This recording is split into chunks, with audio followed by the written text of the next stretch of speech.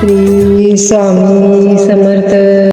अक्कलकोटचे स्वामी समर्थ हे दत्ता अवतार श्री सरस्वती यांचाच पुनर्जन्म असल्याचे मानतात.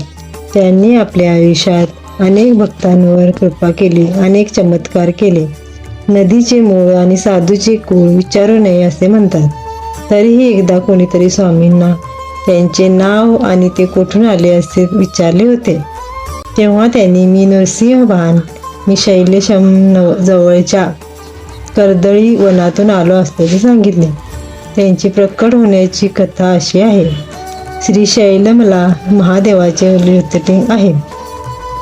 येथे जवळच कर्दळीच्या वनात स्वामी समर्थांनी अनेक वर्ष एकाच जागेवर तपश्चर्या केली.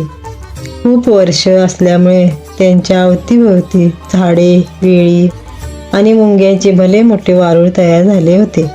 एकदा उद्धव नावाचा लाकूड तोड्यात तिथली झाडे तोडताना त्याची कुऱ्हाड झाडावरून वारुळावर पडते आणि कुऱ्हाडीचा भार स्वामींच्या मांडीवर बसला आणि त्यांना रक्त यायला लागले.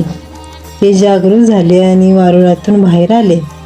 अशा तपस्वी माणसाला आपल्याकडून कुऱ्हाड लागल्यामुळे तो लाकूड तोड्या घाबरला आणि क्षमा याचना करायला लागला. स्वामींनी त्याला क्षमा केली आणि अभय दिले. आता या निमित्ताने जागृत झाल्यावर स्वामींनी आपली तपश्चर्या संपन्न करून पुन्हा लोकांमध्ये जाऊन भक्तांवर कृपा करण्याचे ठरवले. श्रीशैलमहून ते भारतभर भ्रमण करून अक्कलकोटला आले.